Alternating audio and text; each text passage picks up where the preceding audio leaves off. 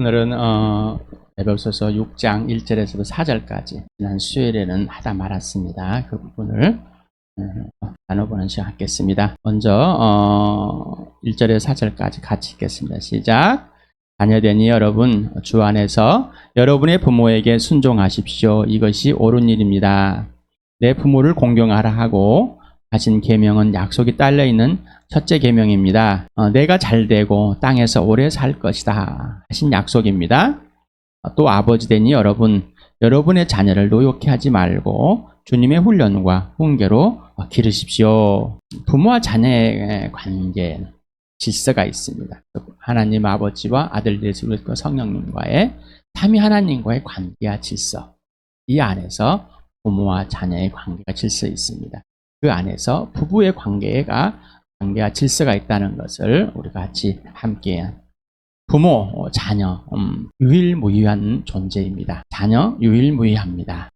그런데 입양이 되었습니다. 어떻습니까? 자녀이며 부모입니다. 우리가 하나님 아버지께 입양이 된 같이 우리가 세상에서도 입양을 하면은 그 특권을 모든 것을 가지게 됩니다. 지금 제가 이렇게 많은 정상적인 걸 말하는 겁니다. 틀린 것을 말하는 것이 아니라 부모에게 순종하다, 옳다, 약속이 딸려지는 것다. 왜 그랬을까? 왜 에베소에 이런 편지를 보낼까? 궁금해 보시기 바랍니다. 자녀는 육신의 자녀, 입양 자녀를 통틀어서 자녀라고 한답니다. 데크논이라는 어린아이, 또 아들과 딸, 자손을 말하죠.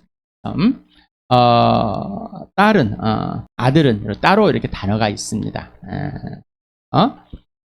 통틀어서 아들과 딸, 특히 어린 아이들에 대해서 이렇게 더 말하고 있습니다. 부모가 있습니다. 양친, 어버이, 아버지와 어머니가 따로 있습니다. 파테르, 에테르, 그래서 하나님 아버지라고도 하고 또 부모를 말할 때도 쓸 때도 있습니다. 어머니, 부모라는 단어가 있고 또 아버지, 어머니라는 단어가 또 따로 있다고 합니다. 여기서 순종하다, 복종하다, 경청하다, 잘 듣다, 뭐 이런 것을 우리가 봅니다. 순종하다. 그래서 복종하십시오. 부모에게 복종하십시오. 말을 잘 들으십시오. 듣고 행하십시오. 이렇게 이런 옳다, 올바르다. 이것이 옳은 것이다라는 것입니다. 공정하고 틀림없이 알맞다. 요즘에는 부모를 거역하는 것, 부모에게 순종하지 않는 것이 또 부모에게 순종하지 않을 수 있도록 만들어주는 것이 자식에 대한 사랑 같은데 또 옛날에는 엄격한 효에 대해서 유교적인 관계를 가지고 철학을 가지고 엄격한 세상에 가서는 그렇습니다. 하나님의 관계는 어떤 것인지 더 알아보면 좋겠습니다. 공경하다, 평가하다, 존경하다, 값을 치르다, 그래서 공경하다, 부모를 공경하십시오. 그런데 히브리서는 카바드라는 단어가 있습니다. 여기에는 여러 가지 단어들 중에 존경하다, 경의를 표하다, 공경하다. 그래서 출애굽기 20장 12절에서 그렇게 써 있습니다. 첫째다. 여기서 이제 논란이 많다고 합니다. 그래서 속이 딸리는 거는 십계명에서 여호와를 경외하고 또 우상을 숭배하지 않으면은 딱 약속이 따른다고. 그래서 꼭은 천대는 3대까지 이렇게 약속이 따르는데 왜 이걸 첫째니까? 그래서 으뜸이다. 또는 사람과의 관계에서 첫 번째 계명이다. 바울이 정확하게 알려주는데 이렇게 써놔가지고 이미 설명을 해줬기 때문에 이렇게 썼을 것입니다. 그래서 사람과의 관계에서 첫째 계명이 되지 않을까 생각을 합니다. 저는. 그래서 아버지 어머니를 공경하는 자녀에게는 하나님의 약속이 세상에서 잘 됩니다. 장수하게 된다. 부모를 공경하고 부모에게 순종하는 겁니다. 그래서 부모의 관심과 존중을 하는 겁니다. 내가 잘되고 땅에서 오래 살 것이다. 약속입니다. 또 아버지 된 여러분의 자녀를 노엽게 하지 말고 주님의 훈련과 훈계로 기르십시오. 여기서는 전인교육을 말하는 겁니다. 그래서 출애굽기 20장 12절에 너희 부모를 공경하여라. 하바드라는 이 단어가 여기에 들어가 있습니다. 그래야 너희는 주 너희 하나님이 너희에게 준 땅에서 오래 살도록 할 것이다. 그래서 이 땅에서 장수를 하게 될 것이다. 그런데 부모를 공경하는데 장수가 안 되는 경우도 있습니다. 그래서 모든 것을 일반화되고 이렇게 정답화되는 것이 아니라 하나님의 약속입니다. 그래서 하나님께서 이 약속을 분명히 약속을 해줍니다. 그러나 그 약속이 어떤 사람에게는 또 다르게 됩니다. 그래서 이는 악인이 참 더 잘 되는 것처럼 보이게 됩니다. 그래서 우리 시편을 보면 압니다. 악인이 잘 되는 것을 배 아파가지고 너무너무 힘들어하는 다윗의 모습들을 봅니다. 그런데 결국은 고백하는 것이 하나님 감사합니다. 하나님 감사합니다라고 보여주시는 겁니다. 노엽게 하다, 성나게, 화내게, 감정을 상하게 하여 분노하게 하다. 자녀를 하는데 자녀의 감정이나 인격을 무시하지 말아라. 그러나 바른 것을 분명히 훈련해야 되는데 인격을 변화시키는 건 실제적이고 행위적이고 경험적인 훈련입니다. 그래서 교양, 교육, 징계, 훈육, 양성 등 하는 과정입니다. 그래서 훈계와 훈련과 훈계는 동시에 이루어지는 겁니다. 이거는 마음에 새겨주는 것. 직접 말을 통해서 책이나 다른 교재를 통해서 예수 그리스도 행동 양식의 기준, 또 근거와 이유와 원인을 가르치며 충고와 격려와 꾸짖음과 책망을 포함한 거다. 그래서 마음의 생각이 변화. 여러분 어떻습니까? 여러분 부모이십니까? 여러분 자녀이십니까? 저도 지난번에도 말씀드렸지만 늦게 예수를 믿어서 부모 되는 자녀 되는 것을 모르고 부모가 되는 것을 모르고 자라왔다가 결혼하고 아이를 낳고 그 후에 예수를 믿었는데 얼마나 무지했는지, 얼마나 무식했는지, 얼마나 아이들을 노역했는지, 얼마나 또 아내를 사랑하지 못했는지. 그래서 그때부터 이제 예수를 믿고 나서 예수님이 내 주님이 되시고 나서 그때부터 껍질인지 알맹이도 모르는 죄 자체인 나 상처투성이고 미움과 질투와 이런 그냥 자체인 이 나를 빚어가셔서 자녀가 하나님의 자녀로서의 자녀를 배우고 또 부모가 되는 게 아빠가 되는 거, 남편이 되는 걸 직접 배워갔습니다. 부모의 훈련과 훈계, 전인격적인 변화와 성장과 성숙입니다. 에베소 교회를 보겠습니다. 에베소 교회 바울이 선교에서 돌아오는 도중에 잠깐 들렸습니다. 그래서 사도행전 18장 보면은 그 일행은 에베소에 이르렀다. 바울은 그 두 사람을 떼어놓고 자기 혼자 회당에 들어가 유대 사람을 토론했다. 그들은 바울에게 좀 더 오래 머물러 달라고 청하였으나 바울은 거절하고 하나님의 뜻이면 내가 다시 돌아오겠습니다 하고 작별 인사를 한 뒤에 배를 타고 에베소를 떠났다. 바울은 가이사랴에서 내려 예루살렘으로 올라가 교회 안에 문안 뒤에 안디오 내려갔다. 잠깐들 얼마나 있는지는 기록이 안 나와 있으니까 모르겠습니다. 그래서 잠깐 들려서 한 달 있는지 일주일 있었는지를 모르지만은 잠깐 들려서 이렇게 복음을 전하고 돌아왔습니다. 그리고 이제 다시 다시 3차 연계를 선교를 시작을 합니다. 이게 바로 사도행전 18장 23절입니다. 그리고 이제 에베소에 도착합니다. 이렇게 아볼로가 고린도에 있는 동안에 바울은 높은 지역을 거쳐서 에베소에 이르렀다. 거기서 그는 몇몇 제자를 만나서 이런 일을 이때 동안 하였다. 아시아에 사는 사람들은 유대 사람이나 그리스 사람이나 모두 주님의 말씀을 듣게 되었다. 소동이 그친 뒤에 바울은 제자들을 불러오게 해서 그들을 격려한 뒤에 작별 인사를 하고 마케도니아로 떠나갔다. 예, 이제 갔다가 2년 동안 있다가 갔다가 다시 왔습니다. 그래서 에베소에 들리지 않고 밀레도에서 에베소의 장로들, 감독을 불러냅니다. 그래서 이렇게 말합니다. 나는 또한 유익한 것이면 빼놓지 않고 여러분에게 전하고 공중 앞에서 나 각 집에서 여러분을 가르쳤습니다. 에베소 교회에서 특히 장로, 감독인 이 사람들을 더 많이 가르쳐봤는가 봅니다. 그러면서 나는 유대 사람에게나 그리스 사람에 똑같이 회개하고 하나님께로 돌아올 것과 우리 주 예수 그리스도를 믿을 것을 엄숙히 증언하였습니다. 결국은 에베소 교회도 유대 사람들도 있고 이방인 사람이 더 많았었겠죠. 자, 그러므로 나는 오늘 여러분에게 엄숙하게 증언합니다. 여러분 가운데서 누가 구원을 받지 못하는 일이 있더라도 내게는 아무런 책임이 없습니다. 여기서 하나님을 배신자들이 나타날 것이라는 겁니다. 여러분은 자기 자신을 잘 살피고 양떼를 잘 보살피십시오. 성령이 여러분을 양떼 가운데 감독으로 세우셔서 하나님께서 자기 아들의 피로 사신 교회를 돌보게 하셨습니다. 우리 에베소 5장 이제 할 때 남편이 아내에게 하는 것 때 피로 산 것. 여러분 각자 예수님 피로 샀습니까? 그리고 이 교회가 여러분 교회가 분명히 예수님 피값 맞습니까? 예수님의 값어치로 여러분을 샀습니까? 그러니 여러분은 예수님의 값어치가 되셨습니까? 교회는 예수님의 값어치입니까? 그러면서 바울은 이렇게 말합니다. 내가 떠난 뒤에 사나운 이리들이 여러분 가운데 들어와서 양떼를 마구 해리라는 것을 나는 압니다. 바로 여러분 가운데서도 제 아들이 이탈을 시켜서 자기들을 따르게 하고 어그러진 것을 말하는 사람이 나타날 것입니다. 여러분 장로인데 감독인데 그럴 거야. 외부에서 분명히 교회를 침투할 거야. 그런데 여기에 내가 밤낮으로 이 가르쳤던 당신네들을 그럴 거야라는 거예요. 3년 동안 가르쳤어. 그럼에도 불구하고 여러분이 그렇게 될 것입니다. 그 일 중에 한 사람. 그래서 아까 구원을 이루지 못할 사람 여러분들 잊지 않길 바라는데 그러나 그건 내 책임이 아닙니다. 라고 바울이 말합니다. 자에게 맡겨진 겁니다. 자, 그러므로 여러분은 깨어있어서 내가 3년 동안 밤낮 쉬지 않고 각 사람을 눈물로 훈계하던 것을 기억하십시오.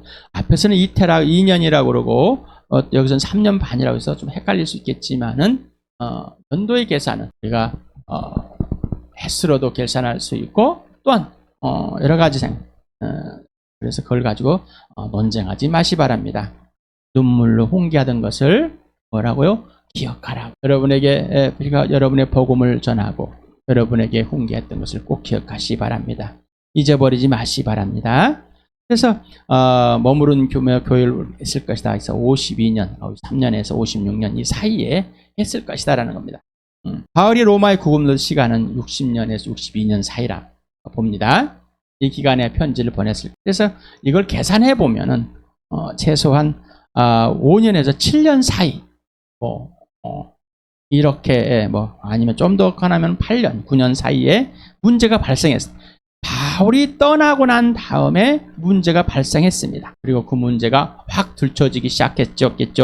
그래서 이거를 바울에게 알리고 또 바울은 이 편지를 쓰게 됩니다. 자, 이렇게 교회가 금방 무너집니다. 그러면은 그 에베소 교회에 바울이 가했을 때 바울과 일행들이 가서 복음을 전하고 그 교회를 세워갈 때 유대인들이 있고 이방인도 있을 것이고 그리고 또 이제 예수를 믿은 사람들이 부모이면서 자녀를 가진 부모이면서 예수를 믿는 사람이 있을 거고 또한 청년들 자녀들이 또 예수를 믿은 사람이 있을 것이고 디모데 같은 청소년 때 예수 믿은 사람들도 있을 것이고 다양한 구성원들이 있을 것입니다. 자, 그래서 이렇게 부부가 있고 또 부모도 있고 자녀도 있을 것이고 이것들이 교회의 지체가 될 거예요.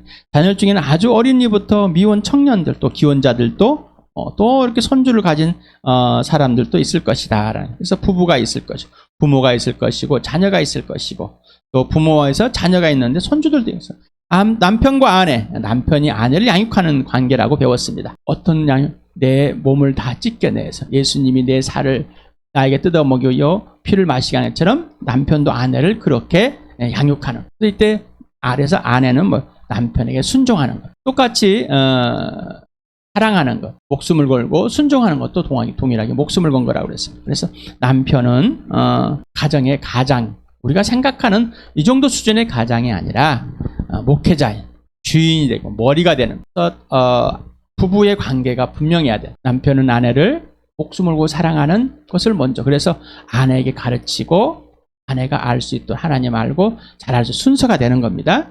그래야지 자녀들이 보게 되는 겁니다. 그러면 또 질문을 합니다. 아니 부부 중에 예수를 안 믿는 사람 있지 않습니까? 그럼 어떻게 남편이 안 들을 때는 남편에게 어떻게 다 복종해야 됩니까? 예수 그리스도 안에서 복종할 것과 기다릴 것과 있습니다. 근데 하나님께서 핍박도 할 것이고 또는 남편을 버리고 떠나기도 했을 것이고, 그렇지만은 그런 상황들은 그렇게 많지는 않습니다. 아내는 순종할 줄 알아요. 지난번에 순종하려고 결혼한가, 목숨을 걸고 몸과 마음과 뜻을 다해서 이 몸을 내어주려고 남편은 아내를 결혼하는가 라는 질문을 해봤습니다. 여러분 어떻습니까? 좀 생각을 해보셨습니까? 아니면 잊어버렸습니까? 그때 듣고 그렇군 하고, 아니면 지금 고민도 하고 있습니까? 그러면은 남편 예수 하나를 믿고 나 혼자 아내가 예수를 믿고 있는데 자녀를 양육하는데 어떻게 합니까? 아버지가 하라고 그랬는데 어머니는 안 합니까? 당연히 어머니도 해야 되죠. 자, 아버지가 예수를 믿지 않고 있기 때문에 아내가 예수를 믿고 있다면 아내가 분명하게 해야 되겠죠. 아내가 남편에게 막 해가지고 이렇게 저렇게 그런 것이 아니라, 남편이 아내를 양육하려면 먼저 남편은 예수 그리스도께 직접 양육을 받아야 합니다. 예수의 살을 뜯어먹고 예수의 피를 마셔야 합니다. 아내가 남편에게 순종하려면 예수 그리스도를 직접 양육을 받아야 하고 동일하게 예수 살을 뜯어먹고 예수의 피를 마셔야 되는 겁니다. 그러지 않고서는 우리는 서로 관계와 질서가 이루어질 수 없습니다. 어떻게 남편에게 순종하게 되겠습니까? 어떻게 아내를 그렇게 사랑할 수 있게 되겠습니까? 있을 수 없습니다. 처음에 감정이 폭발해서 막 연애하면서 결혼하면서 눈가리가 안 보여가지고 그냥 다 가리켜서 그냥 말은 눈가리 뒤집혔다는 그런 것처럼 되지만은 며칠 지나면은 다 똑같습니다. 옛날로 다 돌아갑니다. 거짓말입니다. 목표를 설정해놨기 때문에 그 목표를 달성하기 위해서 그런 것처럼 하는 것이죠. 아버지와 어머니, 자녀를 양육하려면 먼저 아버지 어머니가 예수께 직접 양육을 받아야 합니다. 먼저 대접과 섬김을 받아야 하고 존재와 존귀와 가치를 알아야 됩니다. 그래야 이제 자녀가 누구인지를 알게 되겠죠. 하나님께서 여러분에게 부모를 주었습니까? 선물이십니까? 그러면 하나님께서 여러분 자녀를 준 선물이십니까? 자, 부모의 선물, 부모라는 선물과 자녀라는 선물이 동일합니다. 그러나 관계와 질서가 있습니다. 아내라는 선물과 남편이라는 선물은 동일합니다. 그러나 관계와 질서가 있습니다. 예수님 나를 찾아와서 나를 구원하시려고 대신 죽어주심으로 나의 존재와 가치를 인정해주고 예수님 피값을 해서 예수님의 가치와 존재만큼 회복해 놓으셨습니다. 그렇다고 해서 예수님이 되는 건 아니죠. 자녀는 예수 그리스도의 훈련과 훈계를 먼저 받아야 됩니다. 예수 그리스도를 믿도록 복음을 증거할 때 받아들여야 되는 거고, 직접 예수의 양육을 받도록 해야 됩니다. 그래서 예수님의 훈련과 훈계가 무엇인지를 자녀에게 가르치려면 어떻게 해요? 내가 직접 예수님께 먼저 배워봐야 합니다. 그렇게 하지 않고서는 안 됩니다. 그리고 그 순간에도 자녀와 함께하는 그 모든 순간순간마다 예수 그리스도의 통치 아래에 있어야 됩니다. 이런 때는 우리 부모는 예수를 안 믿습니다. 나 혼자 예수 믿습니다. 그럼 어떻게 할까요? 라는 것이죠. 그래서 교회 공동체가 있습니다. 그래서 교회에서 자녀가 되는 훈련, 부모가 되는 훈련, 아내가 되는 훈련을 같이 함께 누려야 된다고 그랬습니다. 남편과 아내, 머리와 몸의 관계, 주인과 종의 관계, 스승과 제자의 관계입니다. 부모와 자녀의 관계는 머리와 몸, 주인과 종, 스승과 제자입니다. 가정에서 전인격적인 하나님의 사랑의 관계와 질서입니다. 바로 진리와 순종입니다. 자녀는 제자라고 그랬습니다. 바울이 내가 떠나간 뒤에 문제가 발생할 것이다. 질문 한번 해보겠습니다. 당신은 문제의 발생을 이미 품고 있는 사람인가요? 아니면 아무 문제를 일으키지 않을 사람인가요? 생각을 해봅시다. 당신은 100% 문제아입니다. 되게 나쁘실 수 있겠습니다. 왜 문제아라는 것이 기분 나쁠까요? 아직도 자신이 문제를 일으키지 않고 착하게 잘 살아왔다고, 너보다는 낫게 살아왔다고 착각하고 있기 때문에 당신은 죄 자체였습니다. 그 죄로 죽었습니다. 그리고 죄들로 죽었습니다. 죄인 출신이 맞아요. 그리고 죄를 그대로 갖고 있는 게 맞아요. 이 땅에서 하나도 없어지지 않았습니다. 죄를 용서받지 못했다는 것이 아닙니다. 착각하지 마세요. 통제에 벗어나면 문제가 바로 발생합니다. 그래서 문제 유발자. 따라서 나는 문제 유발자이다. 나는 100% 문제하다. 인정이 되십니까? 왜? 죄인은 인정이 되는데 문제라고 하니까 또 다르십니까? 문제 유발자라는 게 또 다르십니까? 우리 수준이 그렇습니다. 단어 하나 좀 바꿨다고 이상하게 들릴 줄 모릅니다. 문제아이며 자인. 당신은 하나님의 소명과 사명이 다할 때까지, 육신의 죽음이 다할 때까지 개인적이고 실제이고 지속적인 예수의 통치를 받아야만 합니다. 우리는 부부 따로, 부모 따로, 자녀 따로 요즘 그렇게 느껴지고 있죠. 분명히 구분이 되어지지만은 하나님의 자녀라는 사실을 망각하면 안 됩니다. 예수님의 부활을 놓치면 안 된다고 그랬죠. 예수님의 주인 되심을 놓치면 안 되고 그분의 통치 아래에 있고 모든 것이 그분의 주권 아래에 있다는 것을 하나하나 지시대로만 해야 한다는 사실을 잊으면 안 됩니다. 그래서 지속적인 개인적이고 실제적이고 지속적인 관계 질서를 계속해서 유지받는 바로 하나님의 통찰이 있어야 됩니다. 예수 통찰이 있어야 됩니다. 그래서 여러분에게 계속해서 이렇게 말씀을 드렸죠. 왜 똑같은 성경 구절을 가지고 이렇게 주구장창 성경 구절 이거밖에 모르는 임석현 목사인가? 예, 저 이거밖에 모릅니다. 마태복음 11장 29절과 7장 24절 같이 읽겠습니다. 시작. 나는 마음이 온유하고 겸손하니 내 멍에를 메고 나한테 배우라. 그리하면 너희는 마음의 쉼을 얻을 것이다.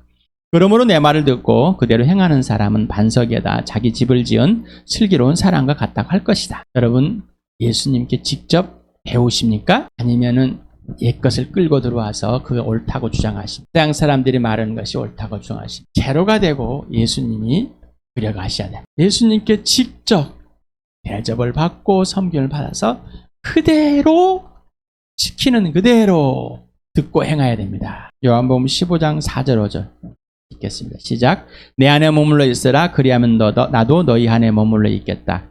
가지가 포도나무에 붙어있지 아니하면 스스로 열매 맺을 수 없는 것 같이 너희도 내 안에 머물러 있지 아니하면 열매를 맺을 수 없다. 나는 포도나무요 너희는 가지이다. 사람이 내 안에 머물러 있고 내가 그 안에 머물러 있으면 그는 많은 열매를 맺는다.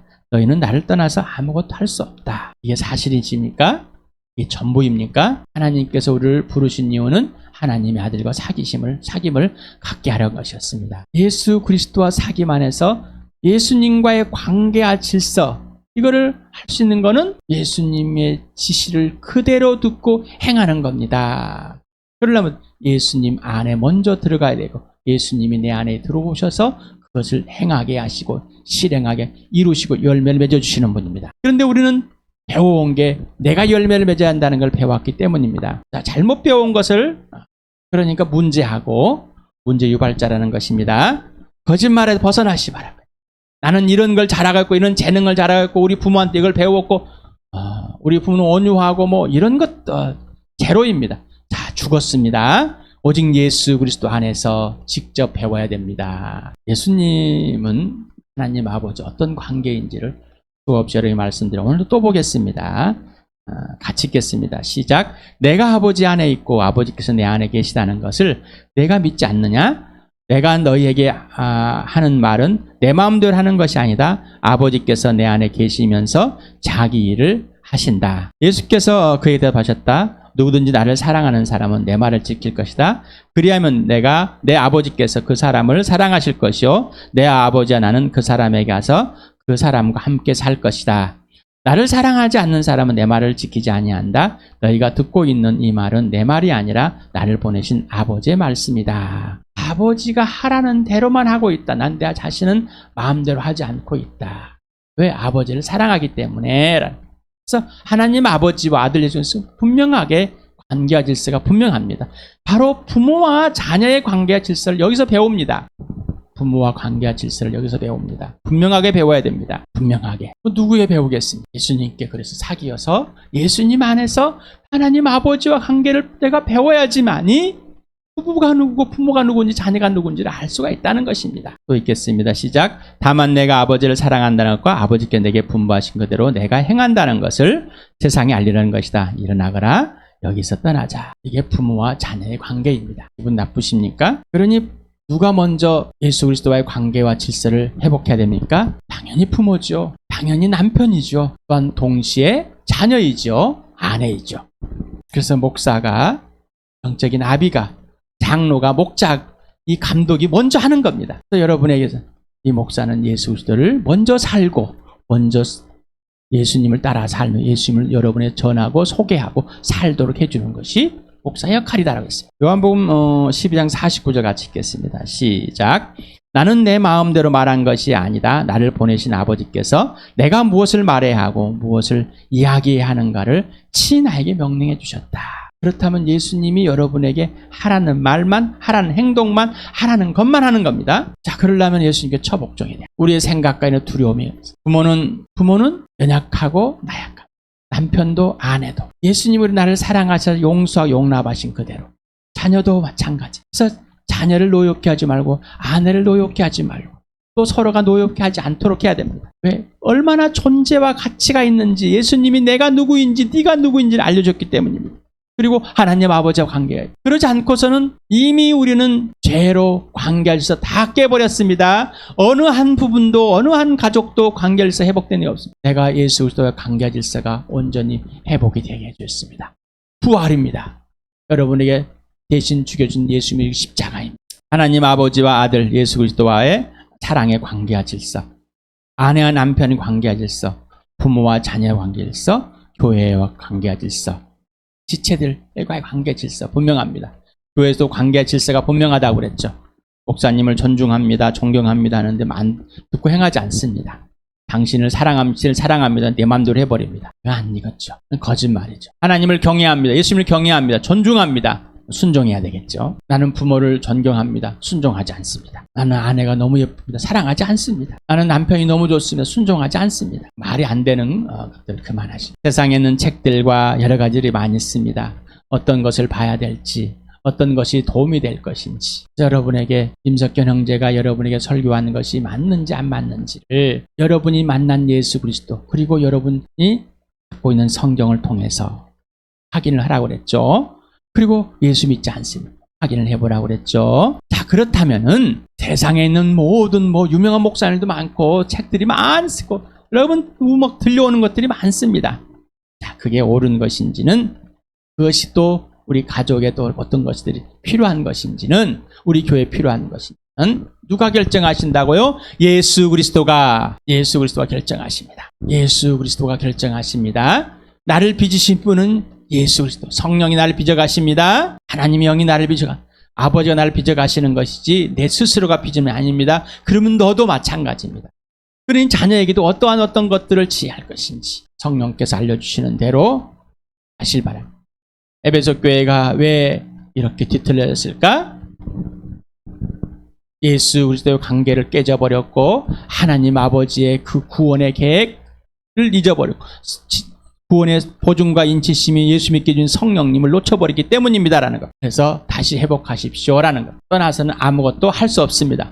예수를 떠나서는 아무것도 할 수 없습니다라는 것. 정말로 이 관계와 질서가 전부이십니까? 하나님 아버지와 아들과 성령과의 관계와 질서가 전부이십니까? 전부가 돼야지만이 부부가 관계가 질서가 전부이고 부모와 자녀도 관계를 전부란 걸, 교회도 관계할 전부란 걸 알게 됩니다. 예수님이 아버지와 아들과의 관계와 질서가 전부였기 때문입니다. 그 사실이 여러분 안에 들어오셨습니까? 그게 바로 부활과 십자가입니다. 주한교회가 이 축복을 계속해서 하나님께서 부어주십니다. 그대로 받아들이고 그대로 행하는 놀라운 은혜가 되는 교회 되길 축복합니다.